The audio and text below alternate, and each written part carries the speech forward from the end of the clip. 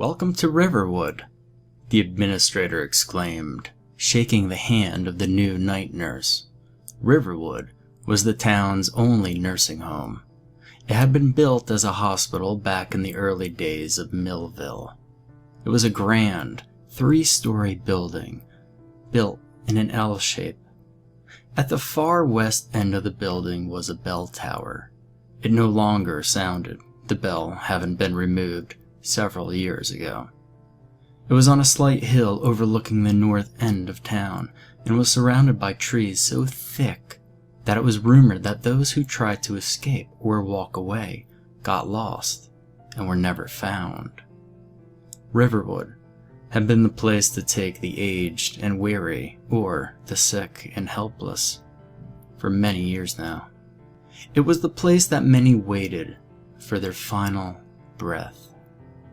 It was said that in the beginning of Riverwood, many bad experiments had taken place here. It was also said that many of them went very wrong. But those days had passed, and after several remodels and updates to the building and systems, Riverwood had become a modern, simple living center for those who needed constant care. "Thank you, sir," the young nurse said politely, pulling her hand back to herself. "I hope I can work here for a long time." "You'll be working third shift starting this Friday on the 3rd floor, West Hall. Your assistant that night will be a young lady named Emily. She can give you the tour when you get here," said the administrator. "Thank you again," the nurse said, as they both rose from their seats, and he walked her to the door. Once outside, she looked up at the building from the parking lot. "Ah, it's beautiful," she said to herself. "But it is a bit creepy." The place did seem to carry a bit of spookiness about it, but she was just relieved to have a job. These were hard times, and she needed money, especially if she still planned on getting married in the spring. She had tried several nursing homes in other surrounding towns, but she didn't have any luck until she applied here. She gave one last look at the building before climbing into her station wagon and drove down the drive. She couldn't wait to tell her fiancé. "Hi," a voice came from behind her as she rounded the last flight of stairs to the 3rd floor. "You must be Nancy, the new night nurse." It was from a young girl, maybe a few years younger than herself. "My name's Emily," the girl said. "I'm your assistant. I'm taking classes to be a nurse, so until I pass my exams, I can only help." They walked the rest of the way together. Emily showed her the 3rd floor layout, where the restroom was and, of course, the staff room. But since they worked 3rd shift, they would take their meals at their desk. They would be the only people on the entire West Hall. The 3rd floor West Hall was basically the hall where the extremely sick went. Each room was a sick room, and the smell that came down the hall was enough to make anyone gag, even if your stomach was made from granite. Emily's job was to basically keep the rooms clean from any messes that occurred from the patient, as well as attend to their basic needs: water, baths, feeding, etc. Nancy's job was to keep their medications going and deal with any major decisions that needed to be made. Within her first week, 2 of her patients had passed away, and a 3rd had been on the verge of death. But she and the 3rd floor North Hall nurse had resuscitated the lady. The lady had cried the rest of the night, saying that it had been her time. The bell had told her so, and now they would be angry. Nancy was baffled at the lady and had ended up giving her something to put her to sleep, just so that she would rest. One night, while taking a break at the desk, call lights, the lights outside a patient's door that are used to alert the nurse when attention is needed, began going off in vacant rooms. Upon inspection, both Nancy and Emily, the switches, hadn't even been flipped. It was then that Emily spoke up. "If you think this is weird, just wait. You're still new here. Night shift is when this place really stretches its legs." "What do you mean?" asked Nancy. "Well, think about it. When you work at a place like this, that has the history this one has, and the fact that most people who come in here don't leave here alive, you're bound to have some spooks." "Well, there are plenty of them here," Emily said as they walked back to the nurse's desk. "I'm sorry," she said. "I don't mean to scare you. You'll get used to it." They talked away the rest of the night, neither leaving the side of the other. Emily had explained Riverwood's history to Nancy, and though at many points it left her uneasy about her new job, she realized she needed to keep it, and a few spooks wouldn't make her quit. So she kept at it, night after night, and even though there were always a few strange things that happened, Nancy was getting used to the place. But it was that winter that had created more of a problem for her. The snow was so thick in town that she couldn't have imagined how bad it would be heading out to Riverwood. Nancy and her boyfriend lived a few miles away from Millville, in the small college community of Crestwood. She didn't have to drive clear across the county to get to work, but the snow made her choose to take the highway. Her car had almost slid off the road at least 3 times before she made it. When she had arrived that night to work, half of the normal night staff, which was minimal anyway, wasn't there yet. The radio that was playing was talking about the weather and how it was the worst snowstorm they had seen in years. Blizzard was what they were saying. Nancy believed it. The snow was already almost waist deep. She was surprised that she had been able to even make it in with her station wagon. It was almost like something wanted her to be here. "Okay, here's the plan." The charge nurse had walked over to her, making her rounds. "We're all probably gonna get stuck here for a while, so you might call home if you need to inform anyone before the phones go out.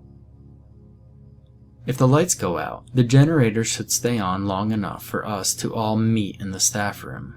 If that happens, I'll give further plans then. Find the flashlights for your hall." She had started to walk away when Nancy stopped her. "What about Emily? Is she here yet?" "No, you'll have to go alone for a while. I'll try to get someone to come help you as soon as they can. If you need someone before that, just page me." With that, she disappeared beyond the doors. Nancy looked around her at the nurse's station and tried to sum up in her head all that needed to be done, since she would be doing 2 jobs at once. Then, after finding the flashlights, she placed one on her cart and headed down the dimly lit hallway. Everything had gone all right through her pill pass, except for the occasional flicker from the lights. A few times she had glanced out the windows to see how bad it was outside, but she couldn't really see past the window panes. It was a real whiteout out there. Walking back down the hallway, the lights flickered a few more times, and then went out with a buzzing sound. She stopped for a minute where she was standing, waiting for the generator to kick in, when she began to think that it wasn't.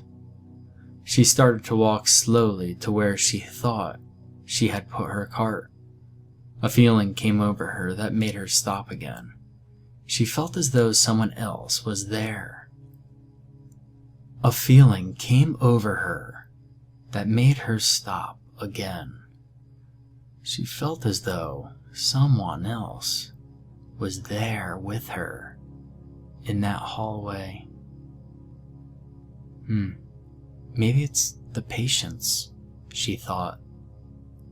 They're wondering what happened.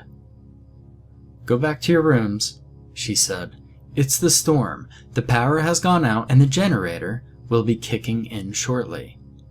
Even though she was saying it, she wasn't sure she believed it. It should have already had the lights back on. Whoever she had been talking to in the hallway must have heard her and went back to their own room, because she didn't feel their presence anymore. She did hear something, though. She could barely make it out in all the noise the storm was making outside.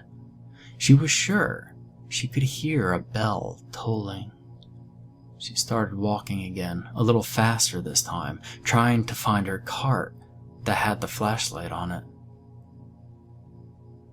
"I told them they could have you," a voice said eerily down the corridor. She stopped and looked around her in the darkness. She couldn't see anyone, nor feel anyone. "Go back to your room," she said in a slightly quivering voice. "The lights will be on again in a minute." "You took me from them when they came for me, so they're coming for you now," the voice said. Nancy listened for a minute and realized that it was the old lady they had brought back to life.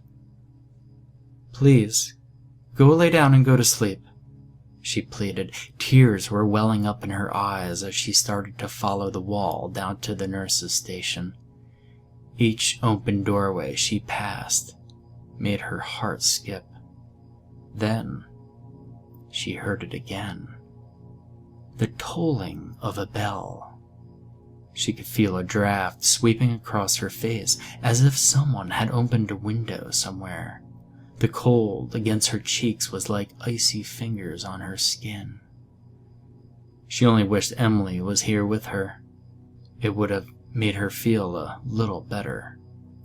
She came to another open doorway and began to slink past when something in the darkness grabbed her and pulled her into it.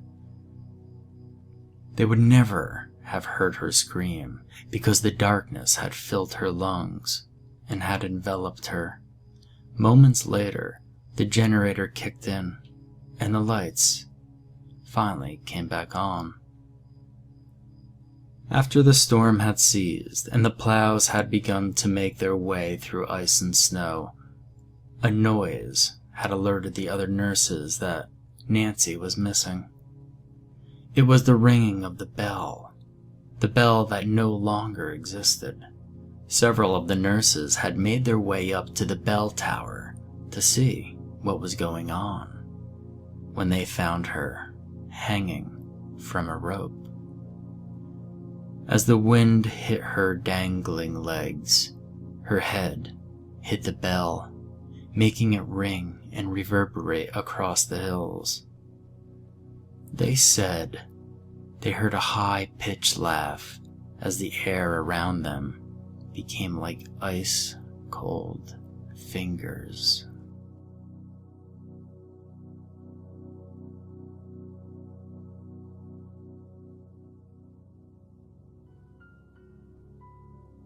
There was that sound again, that terrifying, growling noise. What was it? I whipped around and almost got heart failure.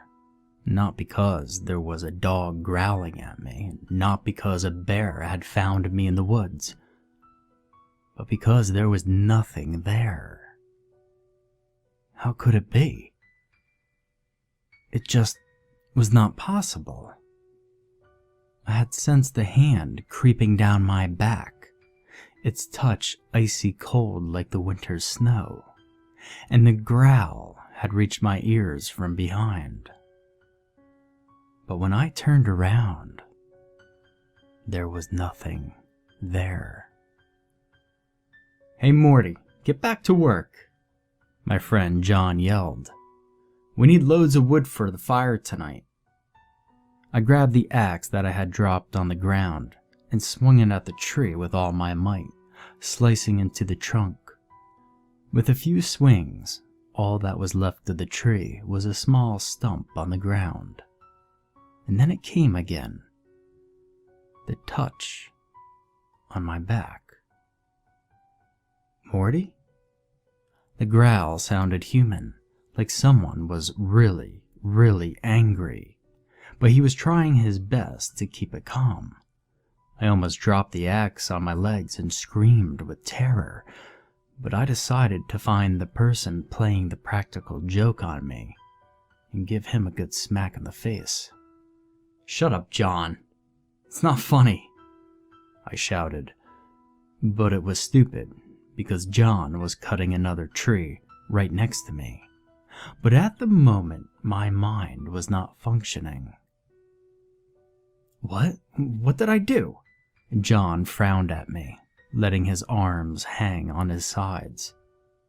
"Dude, stop caressing my back and whispering my freaking name in my ear. You want to be a ghost? I'll kill you and you get your wish," I yelled. "You shut up, or I'll stick this axe up your nose." I decided to let it pass. No way to argue with a moron.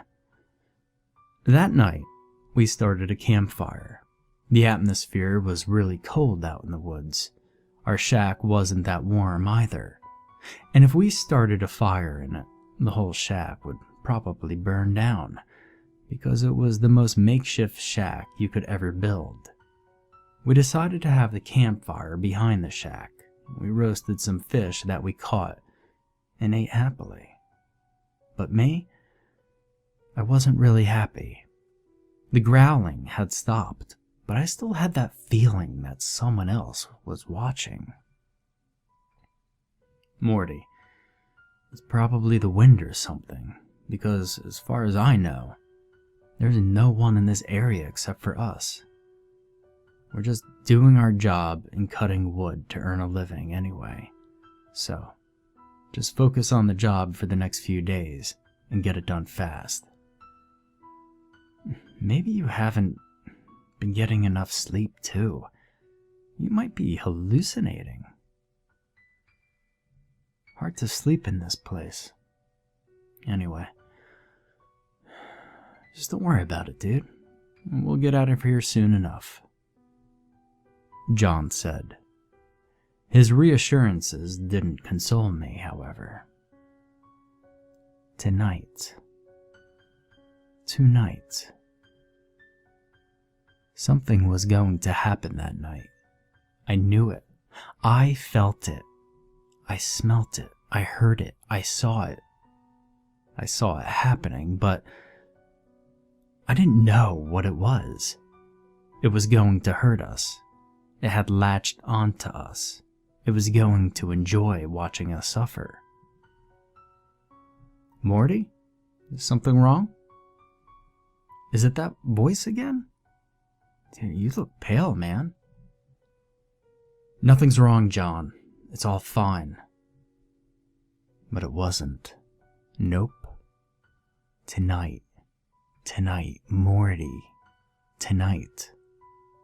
The voice I had heard, the growling, it was all in my head. But it was real. Someone was there, hiding, waiting. Tonight. Oh yes, tonight something would happen. Something that would bring him happiness beyond imagination. Oh yes. Tonight, it would happen. I suddenly felt a longing for blood. I looked into the night sky, and the moon was blood red. It seemed as though the devil was staring down at me, grinning at me wickedly, making me choose. Tonight you die. Tonight he dies. Which one? And so I chose. Tonight, John. Tonight what? Tonight it will happen. What will happen? Tonight. He looked really scared. He should have been. The last thing I remembered was him dragging me into the shack and dumping me on the sofa to sleep with a blanket covering me. Then he went to another room and shut the door, locking it too. Hopeless. It's impossible to evade me forever. And with that, I too went to sleep.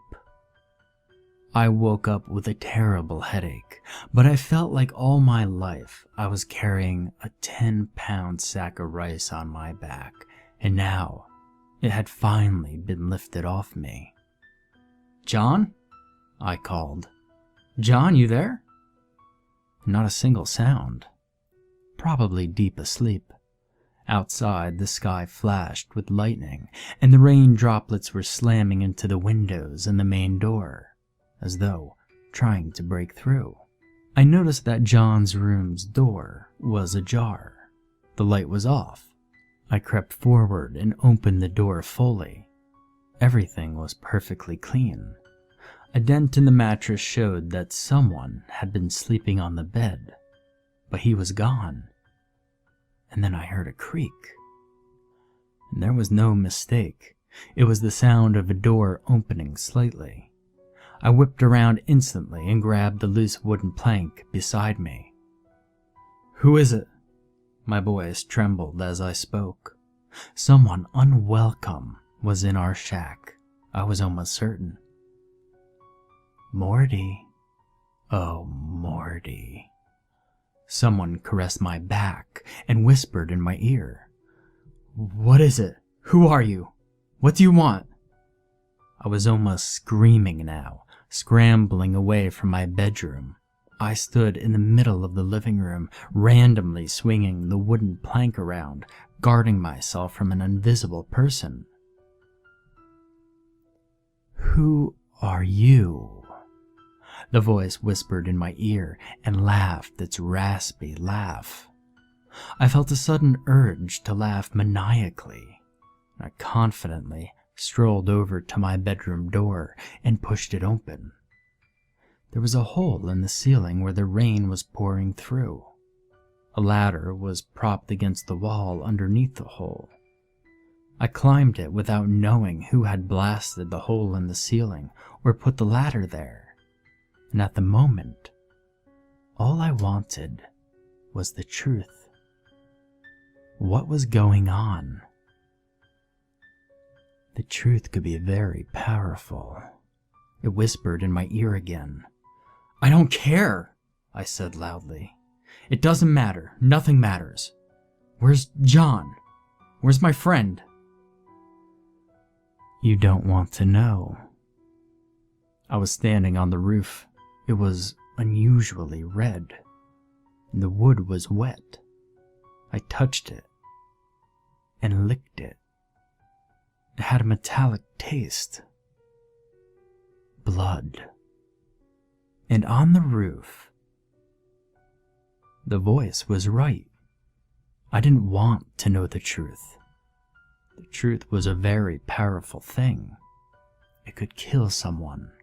Even worse, it could spare you, but destroy you emotionally, so that living was much worse than dying. The truth made me feel that way now. The truth made living worse than dying.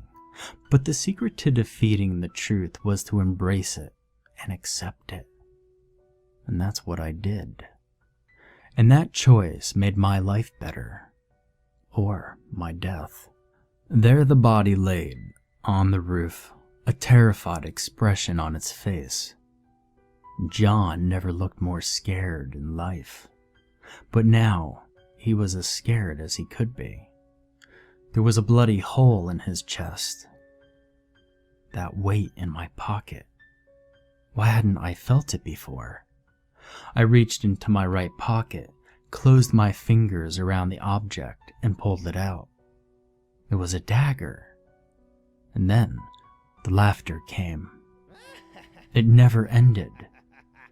Maybe I would die this way, unable to breathe because the laughter kept coming. But the laughter turned into screams soon enough, as a loose wooden plank burst out of the roof and shot into my neck, instantly killing me. I could feel, smell, touch, and hear. I heard screams of agony, and I felt my skin blistering. I could smell something burning. And opening my eyes, I realized that I was still alive. No, my dear boy, not alive at all. You are perfectly dead. I turned around and stared. The devil stared back. He was grinning, like the moon that night. That night I had killed John. I had murdered him. And then I had died. But how did I die? You don't understand, do you? Perhaps I should show you who you really are and what happened. Perhaps a glimpse is in order. There they were, the two of them innocently sitting in front of the campfire. There I sat, looking terrified. Had I really been that scared? Scared of myself? I had no idea. Laughing at my own stupidity, I floated over to him, or rather, I floated over to myself. "Tonight, Morty," I whispered into his ear. "Tonight."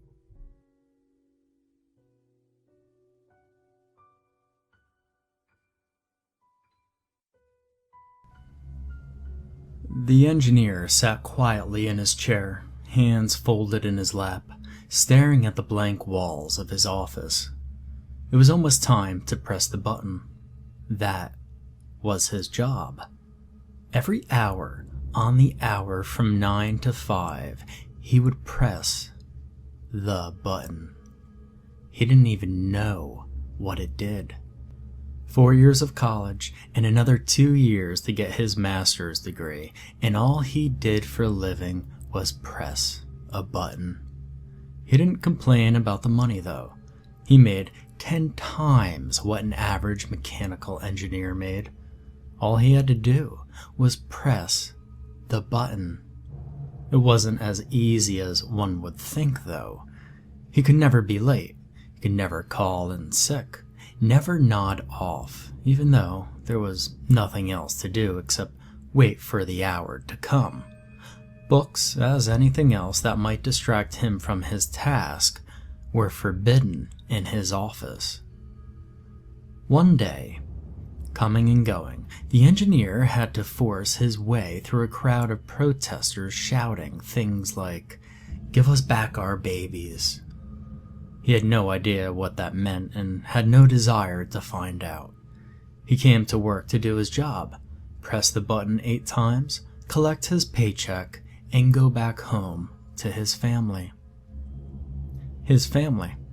The engineer had a 9-month-old son, and sensed the unease that the demonstrators outside his office felt. He had trouble pushing the thoughts from his mind. What had happened to their babies? Why did they think that his company was responsible? He had never seen any babies, pregnant mothers, or, for that matter, anyone who did not work there enter or leave the building. Granted, his office was but a small part of a large campus. Sitting out there in Whitehall, near the airport, was perhaps the largest military logistics campus that existed in the United States.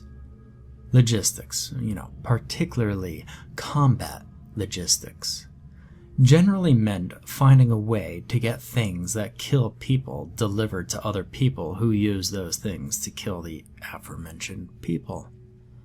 He saw no ties to babies in that equation. As far as he knew, the campus consisted of 5 large office buildings, much larger than his, a National Guard barracks, 5 humongous hangars where they kept God knows what, a rail yard, and enough stores and entertainment facilities to accommodate the 5,000 people who lived on the campus. The campus was surrounded by a double set of 18-foot-high chain-link fences, topped with razor wire. The engineer's office sat just outside one of the sally ports entering into the campus proper. He had never, ever been inside the fences in 10 years that he had worked there. Worked where? Come to think of it, he did not really know. He assumed that it was connected to the logistics campus because of the proximity, but there were no actual identifying marks on the building itself. Just an address painted in foot-high black numerals on the white stone facing of the structure. He didn't pay much attention to the place, really. He remembered that 10 years ago, when he first interviewed for the job, he arrived at the place thinking that it looks as if it were built in the 1950s. He had just recently moved to the area, so as far as he knew, it had been there that long.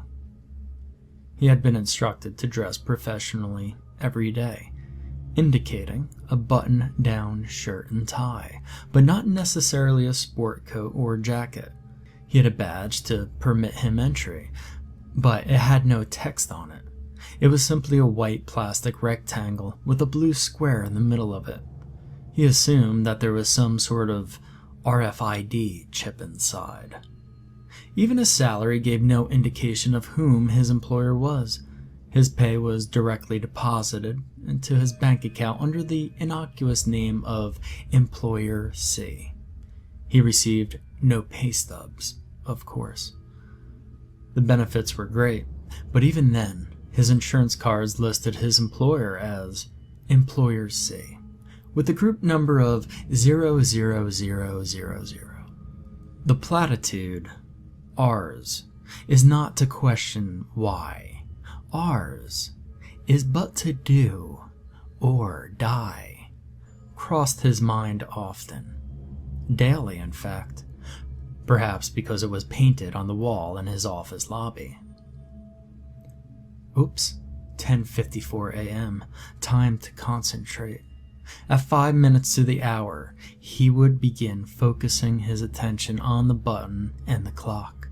He prided himself on his ability to always press the button exactly on time, never a second too early or too late, as measured by the big hand on the analog clock hanging on his office wall. He was allowed a certain measure of leeway, but once he had pressed the button a full 5 seconds early and was called to his supervisor's office. Another slip-up like that would affect his performance review. A few more would jeopardize his job, and though no one had ever expressed it in words, he had the idea that his was not a job that you would simply get fired or resign from. There was Harold, for instance. When he retired, they had a party. Well, not a party, really, but Harold, he, and some other employees gathered in the lobby for cake. They were each allowed to take a piece back to their offices. He told Harold to keep in touch, but Harold just blew him off with a tear in his eye. The engineer guessed that Harold was sad to go and would really miss his job. He must have been right, because Harold turned up dead a day later. Hung himself from a clothes rod in his closet with a belt, apparently. The engineer had allowed his thoughts to wander. 10:59 a.m., and the big hand was on the 9. There was the countdown, and press the button. Oh, God, that was too close. His heart was pounding. He held out his right hand, fingers spread, and looked at it. He was trembling uncontrollably. Told you that it was a stressful job, he thought aloud, thinking of his wife. 3 o'clock had finally rolled around. The day was dragging on, as usual. The engineer was in a rut. That happened sometimes. He had just pressed the button when he heard commotion in the hall. He stood and was about to head for the door when Justine opened it and pushed her way through, slamming it behind her. "We have to leave," she shouted to the engineer. "Leave? But we can't. It's not 5 yet. I need to press my button one more time before the end of the day." "Forget the button. We need to go now while we still can." "No, absolutely not. I can't." The engineer was cut off as Justine grabbed his right wrist and dragged him back through the doorway. People were running up and down the hall, some carrying sheaves of paper, others carrying trash cans or boxes bursting with journals and logbooks, all making their way to the incinerator room. He had noticed it before, but never been there. He thought that trash incinerators went out in the 60s, probably outlawed, and it was a leftover from the days when the building had been first put to use. Jimmy pushed his loaded mail cart down the hall, nearly toppling it as he made a quick turn into the incinerator room. As the young clerk opened the door, the engineer choked on the smell of singed paper and ash. "What's going on?" Justine stopped and turned back briefly. "I told you," she growled. "We have to leave now." The engineer just gawped at her. He would obviously not be getting an answer anytime soon. He figured that he had better just keep quiet and follow instructions. Whatever was going on, it seemed serious. Justine kept pulling him and led him toward the rear fire exit. The door had been labeled "Fire Exit" and "Open, only in case of fire." The engineer always followed the rules, so of course he never opened it. He had wondered about it, though, because from the outside of the office building, he deduced that it would open inside the campus fence. Now, he was being hauled through it. He was correct. As they emerged through the doorway, he saw that they were inside the inner campus fence. There were people, civilian people, thronged outside the outer fence. Their fingers were laced through the fence, and they were shaking it, trying to push their way through. They were shouting again, "Give us back our babies! You're thieves! You stole them! We want our children!" The engineer squinted and pinched his mouth. What are they talking about? "Just keep moving," Justine answered as she pulled him back away from the fences. The outer fence had just collapsed under the weight and force of the crowd of people, and now they were at the inner fence, still screaming their protests. "Where are we going?" This time, Justine gave him an answer. "To the rail yard. I think we could get out on one of the trains. They can't stop it. The boxcars are the safest place to be right now. Anyway, they're armored." "Why?" The engineer gave up trying to get answers. He broke from Justine's grip and began running toward the rail yard on his own. The horde had now broken through the inner fence and were running after them, as well as the rest who were fortunate enough to escape the engineer's office. Glancing back to look at the crowd, he now noticed that the office was on fire. The people were growing frantic and began throwing anything they could find, rocks, bricks, and tools from steel chests in the workyard. They reached the railroad and one of the box cars, when a crescent wrench hit Justine in the head. Blood gushed from the wound, but scalp injuries usually look worse than they are. Usually. Justine went down like a rock. The engineer considered stopping to help, but his fear outweighed his compassion. He jumped into a rail car just as another coworker was closing the sliding door. It plunged them into darkness. After a bit, the engineer's eyes adjusted to the low light filtering in through translucent plastic sheets set into the ceiling of the car. He was in the company of 4 other co-workers, and they were surrounded by hundreds of what appeared to be orange 5-gallon buckets with white lids. The kind that they sell at Home Depot, he thought. Only with cryptic markings in place of the easily recognizable square label with stenciled words. The car began to sway as the people outside were pushing against it. "What do they want from us?" cried the engineer over the din from outside. One of his co-workers, one that he somewhat recognized, Jeff, he thought, began talking as if the engineer already knew part of the story. "They're not babies. They're not even fetuses, for God's sake." "What? What are you talking about?" It dawned on Jeff that the engineer really had no clue as to what was going on. "The buttons, man. The buttons. Each person had one task. Each button performed one phase of the operation. Preparation, extraction, fertilization, and so on. That way, no one person was responsible, either morally or legally." "What? What did my button do?" "Yours filled the buckets." The engineer looked around him.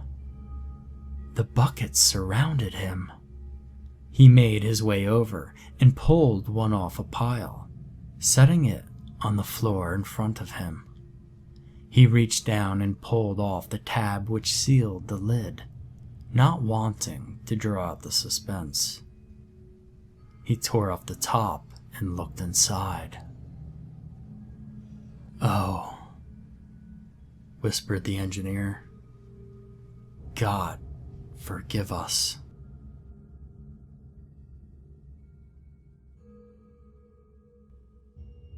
It has always been an auspicious prospect for most children. A new house means new neighbors, a new yard, new friends, and a new school. A new house, for a boy of 9, means a new adventure. Well, at least until one has settled in. My parents and I decided to move due to a few contentious issues that had arisen in our previous town.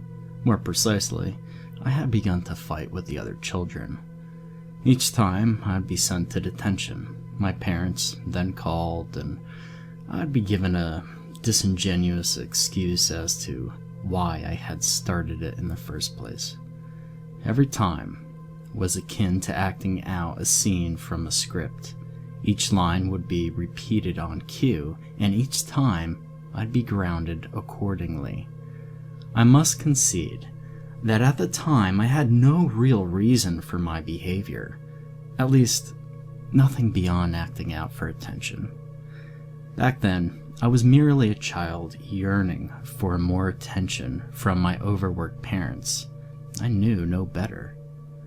Unfortunately for me, the doctor my parents took me to believed he had an answer to my desperate behavior. ADHD, or better known as Attention Deficit Hyperactive Disorder, or so the man explained. I was then prescribed pills in which I had to take each morning before school. I ceased fighting and often slept during class, but my parents were grateful that they made looking after me less arduous. Nevertheless, I had already developed an indelible reputation with the other parents and was thus banned from everyone's houses. In other words, I had no friends anymore. I don't think that this particular reason was behind my parents' decision to move out, but it was my best guess at the time. My parents were middle-class workers and therefore frugal when choosing the house. It was local, out in the country, with a rather luscious lawn, almost endemic to the yard. The house itself was allocated in the center of this emerald grassland. Clearly, it needed yard work, but to me it was a jungle of opportunities. I remember spending that first day hunting down insects and lizards as well as any other creature I would notice during my cursory scan of the overgrown yard. The house itself was quaint and held no basement or upstairs floors. I had at least hoped for an attic, but was left despondent when I realized it was nothing more than a small abode. Our beds didn't arrive for a few days, so until then I slept in my parents' room. I must admit that I missed those innocuous nights. They were the only calm ones I had back then. It wasn't until a few nights after my bed arrived that I noticed the erratic sounds. They began quietly at first, and I was able to ignore this enigma for the time being. I imagined it to be some creature living within the walls, perhaps a lizard or a squirrel. It didn't take long for them to become difficult to ignore, however. The sounds became thumps, and on occasion, I could swear I heard someone mumbling. With no real reason to believe this to be malevolent, I continued to ignore them up until the footsteps. At this point, my room was still void beyond the single twin-sized bed, the head of which leaned against the wall. The source of the steps seemed to originate at the far wall opposite of me. I remember huddling in my bed, uncertain of how I should handle this. The footsteps were getting closer and seemed to be directed toward me, yet no other being was revealed as the culprit. The thought of this invisible entity somehow taking hold of me was enough to find my voice. The sound ceased as soon as my parents burst into the room. I promptly explained the noises and was about to mention the footsteps before they interrupted me. They blamed it on my imagination, said it was all in my head, and repeated this in order to lull me into a sense of security. As a child, I took their words to heart and let their explanations cocoon me in a blanket of ignorance. I didn't hear the sounds again that night, or for the next few nights, and by the first day of school, I had chalked it up to a bad dream. I promptly took my morning pill and made my way to the bus stop. At the corner, by the end of the road, I met my first friend, Tommy Sears. He was cool and welcomed me to the neighborhood. We sat next to each other on the bus, and he introduced me to a few other kids. All in all, it was a great first day. Once I got dropped off, I asked where he lived in case we'd be able to play over the weekend. He pointed up the road to the right of where my new house was.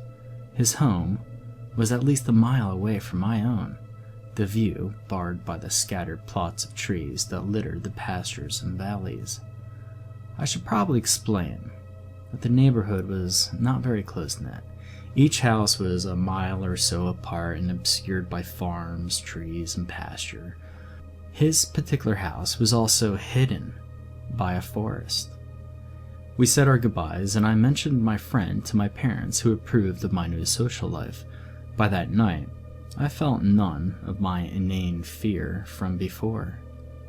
That didn't last long, however. The sounds started again, this time more prominent.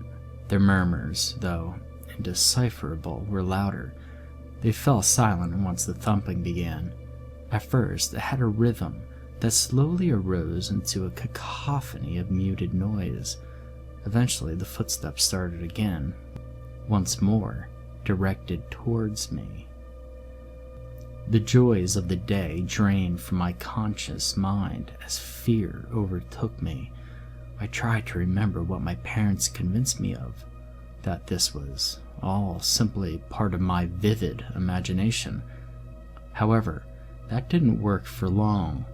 When a blood-curdling scream pierced the darkness, I in turn screamed in unison, once more calling my parents.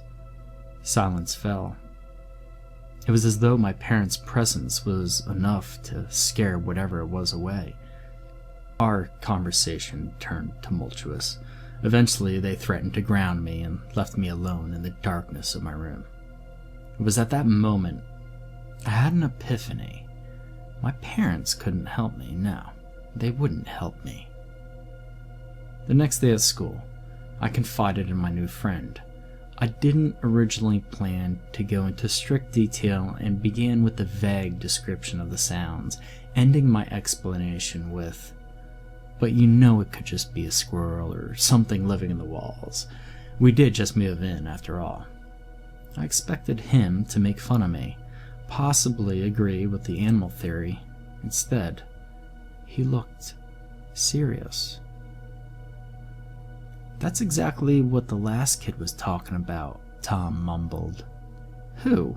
I asked, excited to elicit a possible explanation, yet fearful of what he may say. Tom faced me with what looked like fear in his eyes. "I heard a boy who used to live in that house years ago. He disappeared and his parents ended up moving away with his sister.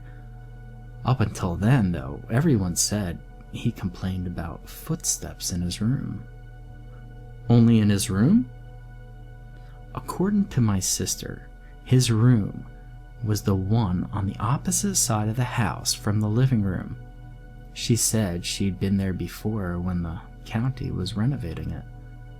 My blood ran cold. He was talking about my room. I was afraid, but continued to question him for the rest of the lunch hour. By the time I arrived home, I had come to a revelation. A family of 4 had lived in the house before us. Their son used to have the same room as mine and complained about footsteps every night before he disappeared. Before that, people in town speculated that the house was haunted by the first owners, who had been brutally murdered in that room one night. Naturally, I asked my parents, but they merely shrugged it off and refused to look into the matter. It was frustrating, yet understandable, I suppose. They never even bothered to watch television, let alone look into local rumors. A few nights after that, the sounds started again. They seemed rather irascible this time.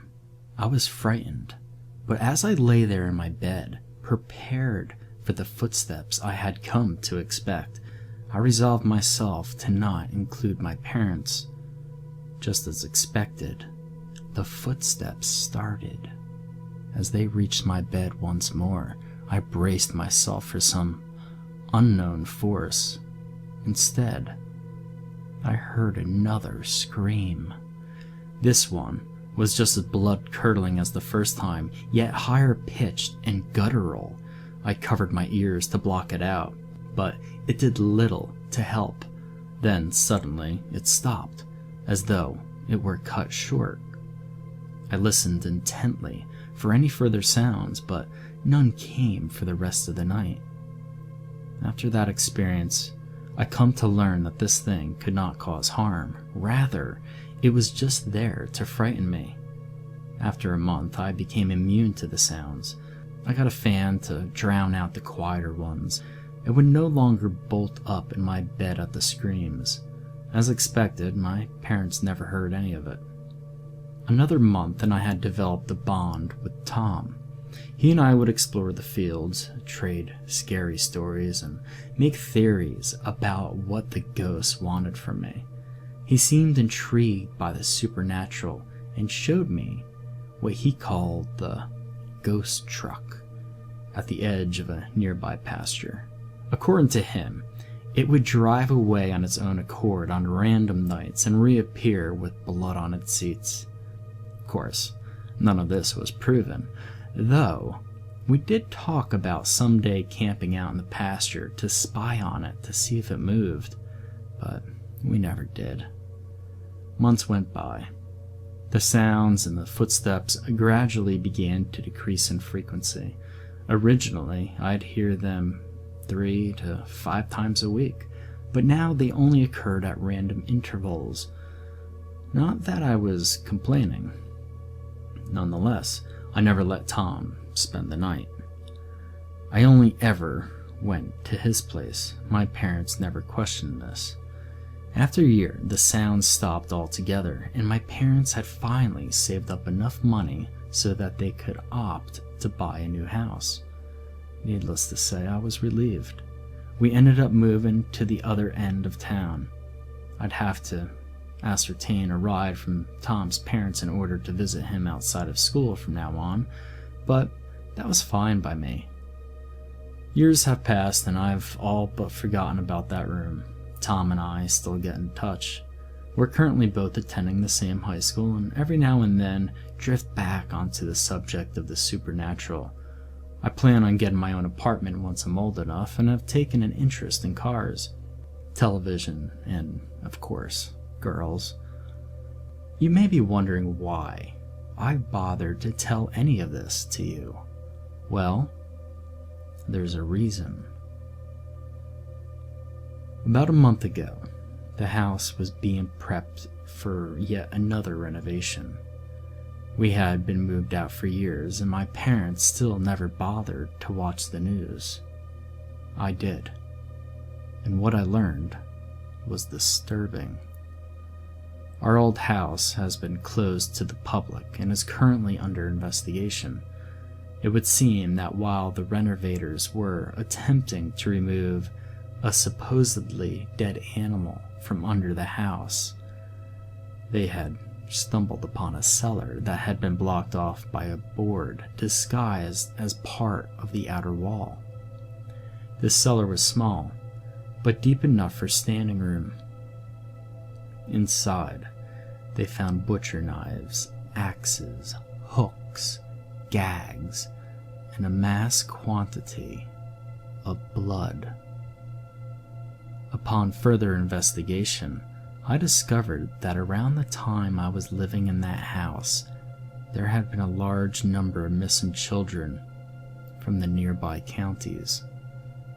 The missing children's reports went back to before I ever moved in and included a young boy around the same age who had once lived there. Naturally, I wanted to look further into this and ask Tom what he learned, aside from the fact that the ghost truck has been missing ever since the sounds in that room ceased. I learned something even more frightening. The small cellar had been located just under my room. Darkness fell in the forest, through the trees, along the paths. I had been running for around an hour and was ready to head toward home. The nights were coming so much earlier as fall was fast approaching. I loved running, and this time of year was my favorite since all the leaves were bright and splashed with color. Plus, the weather wasn't too extreme in any direction. It wasn't too hot and it wasn't too cold. It's a nice mixture of the two that allowed me to run without fear of overheating or catching myself out too late and freezing. I like to run through a not-so-used path in the forest behind my house. This area cuts off through the deepest portion of a heavily wooded zone for about a half an hour. This has always been my favorite place to run because I know it isn't likely I will run into another person. It is always mine. Calm and serene. I'd been out longer than I should have been, considering how quickly the dark was enveloping everything. Still, I was reluctant to turn back. A pleasant breeze blew through the trees, carrying the sweet aroma of the dried leaves, bark, moss, all the smells of the forest. It is easy to lose track of time by paying less attention to it and more attention to your surroundings. I seem to have this problem often. No more now, though. I wouldn't step foot back into those woods, or any other woods, for anything. I had been distracted by running through the sea of swimming vibrant colors, often slowing my pace while I took in all the surrounding beauty. I even made a mental note to come back the next morning with my camera. I was enjoying myself. Now, I'm not a photographer and I don't sell or gift out my photos. I do, however, find an odd enjoyment taking pictures of things I find beautiful or interesting. My husband has joked on more than one occasion that I have more pictures of leaves and rocks than I do of him or myself. He surprised me last Christmas by taking a few of my nature shots. One of a shocking red-leafed tree, an ancient well, a few orange and yellow leaves, and some rather unique-looking rocks, blowing them up and framing them for me. They're hanging neatly in the hallway, even now. By the time I reached the end of the woods and turned back home, it was almost completely dark. I leaned over, my hands on my knees, readying my body for the trip back. I popped out my earbuds and took in the sounds of the forest. The crickets and frogs were already playing their familiar nighttime songs. And no sooner had I caught my breath and moved that I heard a strange, unnatural rustling in the near distance. It sounded like it was coming from off the path, but not quite within my view. Though I love the sounds of the night, it is also a little unnerving to hear something odd when you're so far away from anyone and anything. Those sounds let you know just how late it is and how alone you really are.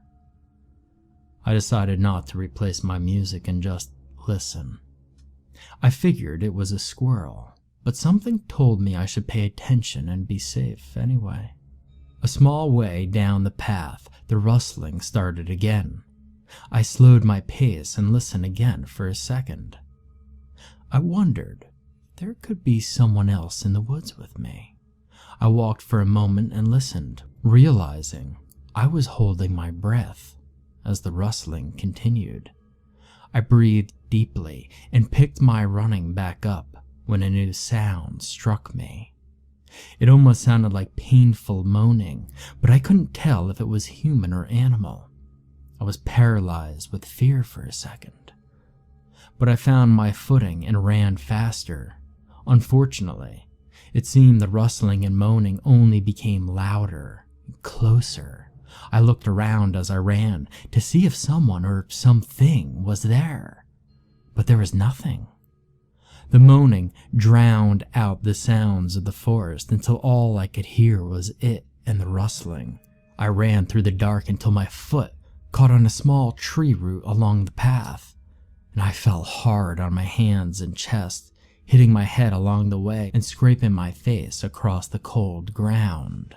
It took a moment to gather my senses as my head reeled from the blow. Everything flooded back and red overcast as the distressed moaning picked back up. As my sense of sight returned to normal, I wished that I had brought a light with me. I wasn't generally out this late.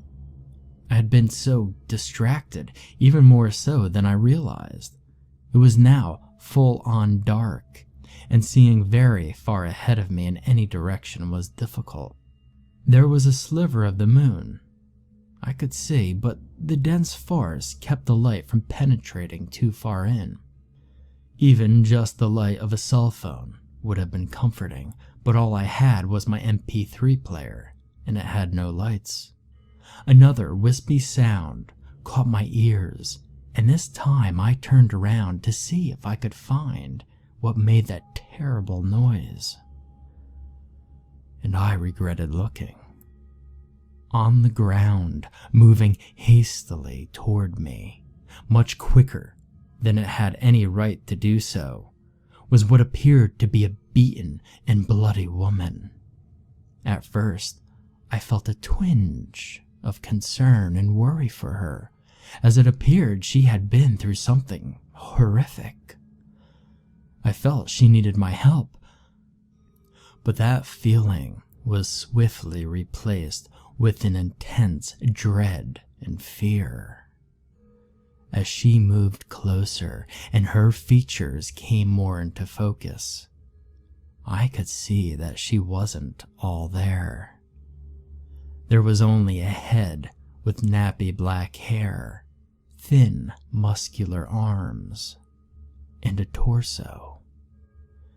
She was dragging her brown and dirty entrails along behind her, making her way with her hands.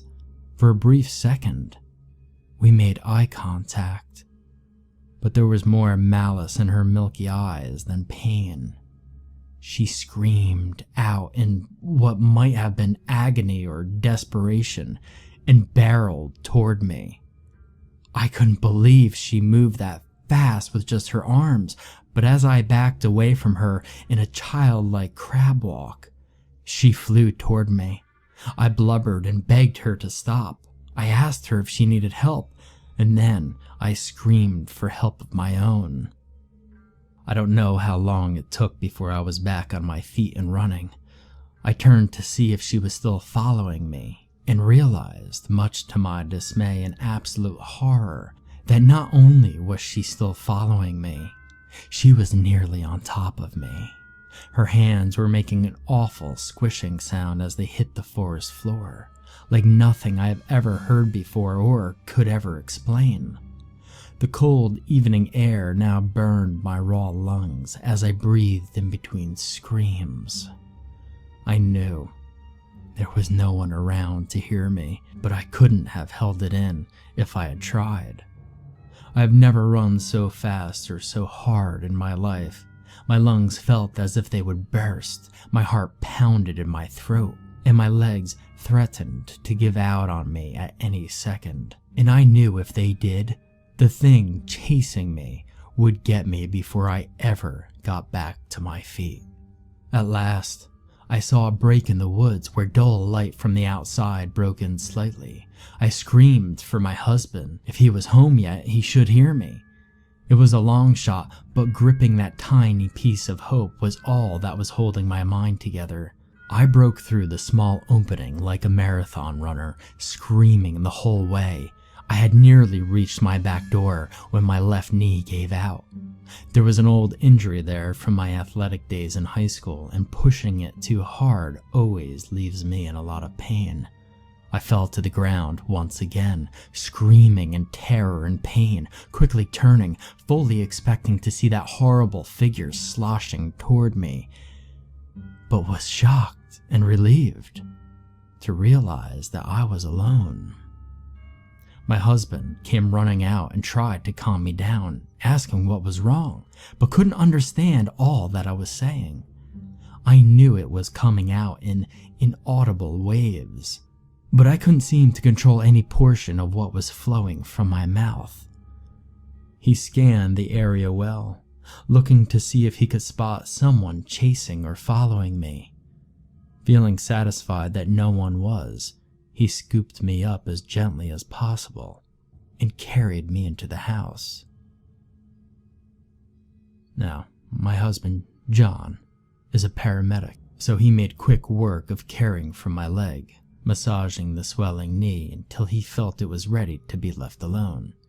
He then wrapped it several times over with a well-used beige bandage and helped calm me down with some extra-strength pain relievers and a cup of hot chamomile tea. Finally, he sat and listened to my story, a look of disbelief on his unshaven face. Of course he didn't believe me. He figured I'd got spooked in the dark and my mind played tricks on me. He believed perhaps I had seen an injured animal or something else completely rational, and my mind had made it irrational in the dark. It made sense. It wasn't true, but it made sense. I know what I saw, and I know how this sounds. John iced my leg with a large blue ice pack we kept just for this type of thing and cleaned me up. There were a lot more injuries than I realized. I had a knot on my head. My hands were cut up. My face, arms, and back had bruises and scrapes from both falling in the woods and when my knee gave out. I was bleeding in several places and could already feel a massive headache coming on. After patching me up, John went outside to take a good hearty look around. I knew it was only to appease me. He hadn't seen or heard anything unusual and chalked it up to being late and me being tired and scared. And that was the end of it. John was convinced that he had solved the mystery of what I had seen, and there was nothing more that could be said to convince him otherwise. I'm writing this now so that whoever reads it knows I'm not crazy. I know what I saw in those woods, then in my yard, and now what I see inside my home. She is with me now. Everywhere I go. She constantly stalks me, teases that she is coming for me. I see her matted hair full of twigs and dead leaves, lingering in the distance and darkness of every room I enter. The fear I feel from her still brings a tear to my eyes. I don't know what she waits for, why she hasn't taken me yet, but she taunts me in her own way. Perhaps it is because I saw her, or maybe there is another reason, but the waiting is an unbearable torture.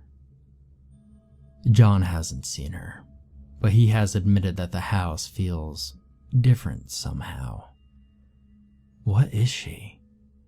Each day she seems closer, and through the night I can hear her dragging herself along throughout my house, then breathing heavy in the dark corner of my bedroom as I try to sleep.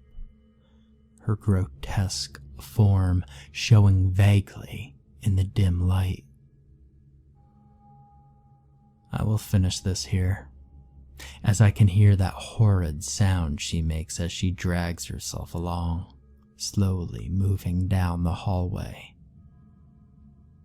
She's by the bathroom now, only 2 doors from my own, only 2 doors from my room.